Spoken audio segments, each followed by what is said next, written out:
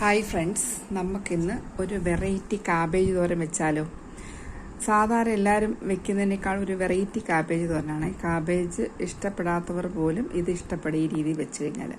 സാധാരണ കാബേജിൻ്റെ ഒരു സ്മെല്ലുണ്ടല്ലോ, അതൊക്കെ മാറ്റുന്ന ഒരു രീതിയിലുള്ള ഒരു കാബേജ് തോരനാണിത് കേട്ടോ. അപ്പോൾ നമുക്ക് ഒരു വലിയ കാബേജ് എടുത്തിട്ട് അതിൻ്റെ ഒരു പകുതി എടുത്ത് ഞാൻ ചെറുതായിട്ട് അരിഞ്ഞ് വെച്ചിട്ടുണ്ട്. ഇതാണത്. ചെറുതായിട്ട് എത്രയും ചെറുതായിട്ട് അരിയാം അത്രയും ചെറുതായിട്ട്. പിന്നെ അതിന് ഇൻഗ്രീഡിയൻസ് എന്ന് പറയുന്നത് ഒരു 1.5 സവാള പൊടി അരിഞ്ഞത്, 2 പച്ചമുളക്, 2-3 പച്ചമുളക് നിങ്ങളുടെ എരിക്കനുസരിച്ച്. പിന്നെ അടുത്ത് മെയിൻ ഞാൻ പറഞ്ഞല്ലോ, അതിൻ്റെ സ്മെല്ല് മാറാൻ വേണ്ടി നമ്മൾ ചേർക്കുന്നത് ഇഞ്ചിയാണ്.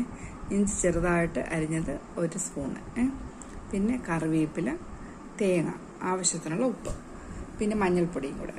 അപ്പം നമുക്കിത് ഒരു ചരുവത്തിനകത്തോട്ട് എടുത്തിട്ട് നമുക്കെല്ലാം കൈ കൊണ്ട് തന്നെ മിക്സ് ചെയ്തെടുക്കാം. നമ്മളിതിനകത്ത് വെള്ളം ചേർക്കത്തില്ല. അപ്പോൾ വെള്ളം ചേർക്കാതിരിക്കാതെ നമ്മൾ ഇത് നല്ലതുപോലെ മിക്സ് ചെയ്തെടുക്കാം. അപ്പോൾ ആദ്യം കാബേജ് ഇടുക. അത് കഴിഞ്ഞ് ഈ ഇൻഗ്രീഡിയൻസ് എല്ലാം ഇതിനകത്ത്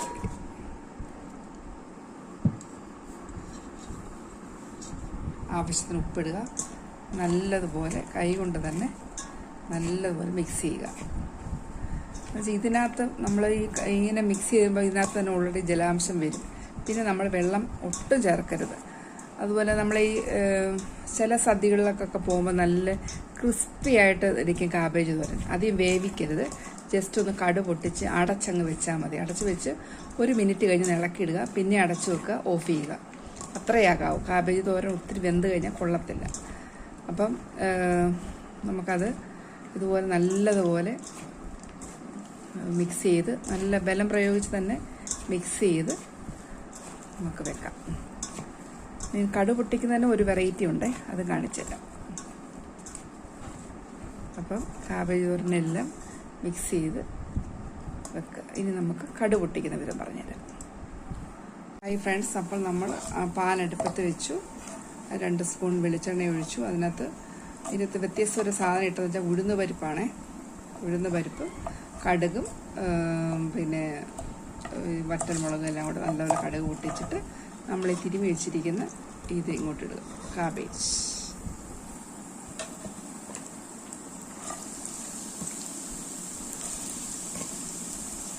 നന്നായിട്ട് മിക്സ് ചെയ്യുക.